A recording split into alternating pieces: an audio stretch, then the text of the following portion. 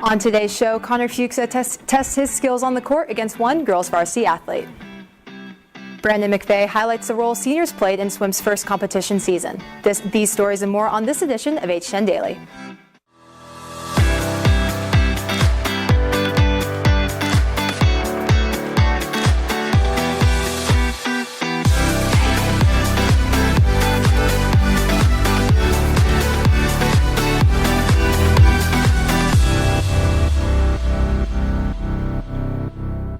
Good afternoon, Rock Hill. Today is Friday, January 15th, and we're just hours away from the three-day weekend we've all been waiting for. Live from Studio 1060, I'm Madison, and we've got a great show in store for you today. Now, before I send it off for today's season pass, here are some announcements. Although we celebrate what would have been Martin Luther King Jr.'s 92nd birthday today, MLK Day will be celebrated on Monday next week, and there will be no school.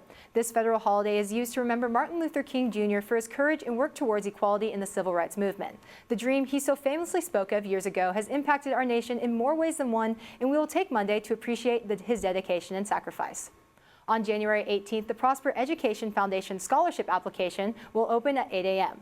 All applications will need to be completed online by February 24th and will require 2 recommendations and proper completion to be considered for the scholarship. If interested, go to www.prospereducationfoundation.org or stop by the counselor's office for more information. Course selection for next year's opening next week, beginning January 19th, and needs to be submitted by Friday, February 5th. To help you make decisions, students can find the course guide, graduation plan information, and program applications in the course selection information page on the Counselor tab of the Rock Hill website. Well, that's all the information I have for you today. Here's Juan Duron with your Season Pass. Thank you, Maddie, and hello and welcome to another edition of Season Pass and the first edition of this year. Now we have a lot in store, but first I'm going to send it over to Fuxa for a couple of recaps. The girls soccer team is participating in the Allison Horn Showcase. They had their first matchup yesterday, getting a 2-1 win against Colleyville Middle. They have 2 more matchups coming up in the showcase. The team plays tomorrow against Colleyville Midway and then ended off against Colleyville Heritage on Sunday. The boys basketball team had 2 games this week. The first of 2 on Tuesday night, where they pulled out a 61-53 win against Sherman with a 24-point performance from Grant Shaw. And then Wednesday night, they had a 14-point win against Denison with Anthony Williams dropping 29, moving their record to 11-3 on the season. Their game tonight, however, did get canceled against the Colony, so their next game will be Tuesday against McKinney North.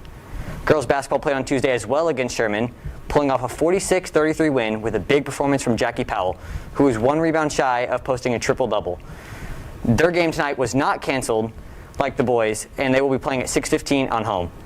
I sat down with Rebecca Jewett with an interview to see how the girls basketball season will be looking in the future.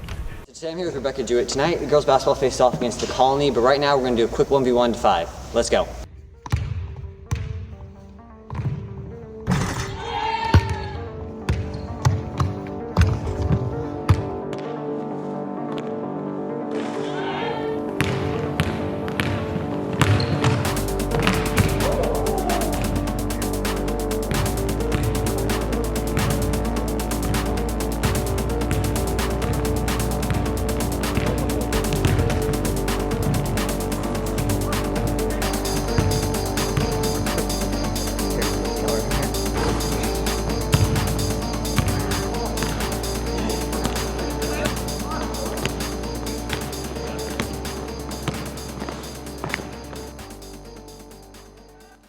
Okay, so as expected, you beat me, but let's get into the interview. So you've had multiple double-doubles this season. How are you going to continue your work on the glass so far?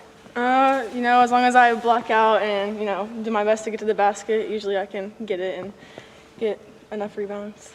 And so you guys are coming off a win on Tuesday. How will that momentum help you on tonight's game against the Colony? It gives us more of more confidence and, it gives us motivation to, do good this game. And this being a first-year team because it's a first-year school, how does that affect your guys moving on? Are you guys getting better chemistry as the season goes on? I think we have pretty good team chemistry. We're all pretty close. It's hard not having any seniors or anything like that, but for our first year, we've done pretty good.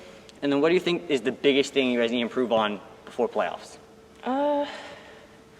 We're kind of inconsistent. As long as we, the games that we do win, we work together, but if we don't work together, so we need to just work on just playing as a team. All right, well, thank you so much for joining me. Thank you. You beat me, but it was a good game. Yeah, good game.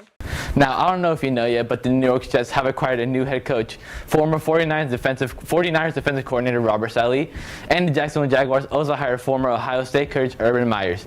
And I want to know, Connor, what are your opinions on that? Urban Meyers is going to be a great fit. He hasn't had any NFL experience, but he did really great in college. So it's going to be great to see what he does with that first overall pick in a young offense. And I think we all saw Adam Gase getting fired, especially after going 2-14. It would have been 0-16, but he won his last 2 games, causing him to tank, costing him the first pick, and potentially causing him Trevor Lawrence. Yeah, it really hurt the team's future, but Justin Fields, if they do take him at 2nd overall, will be a great fit for this team, and he is really young and can improve this team's record in the future. Now let's come back to a more local team. Brandon McVeigh got an opportunity to see how senior swimmers and divers played a major role in Rock Hill's very first season. With the 2020-2021 season being Rock Hill's swim and dive team's very first season, the head swim and dive coach, Kimmy Phillips, set a few goals and expectations for her team early on. Big goal here was to obviously get to know our new team, being new ourselves to Prosper ISD, getting to know who was our team and who was on our team, and improving, growing as a team, time-wise obviously, but also just getting to know everyone. When trying to grow as a team, Coach Kimmy Phillips looked nowhere else but towards the seniors to play a major role during the season. I made sure when new people came in, they were comfortable and they knew the team and they knew the people, so I try to stay with them and just to make sure they know the ropes and everything.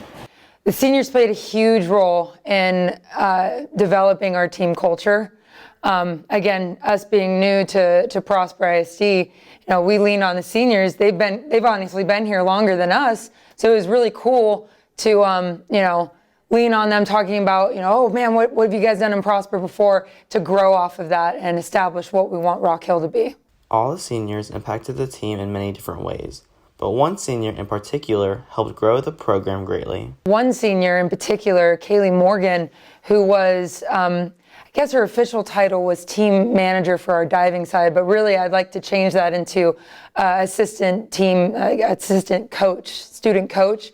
She did a phenomenal job of coming in and helping to coach our divers, and that was a huge help in growing our diving program. We nearly doubled the size of our divers this year, and it was wonderful. With senior night coming to an end on Wednesday, seniors were honored as the day was not only about competing, but remembering and looking forward to what these senior swimmers and divers have next. For Season Pass, I'm Brandon McVeigh. With swim and dive's very first season almost over, you can watch your district championships next week, starting with dive competition on Wednesday at the PIC Auditorium. Well, that's going to do it for today's show. For Season Pass, I'm Juan Duron. I'm Fuxa. Mask up and rock on.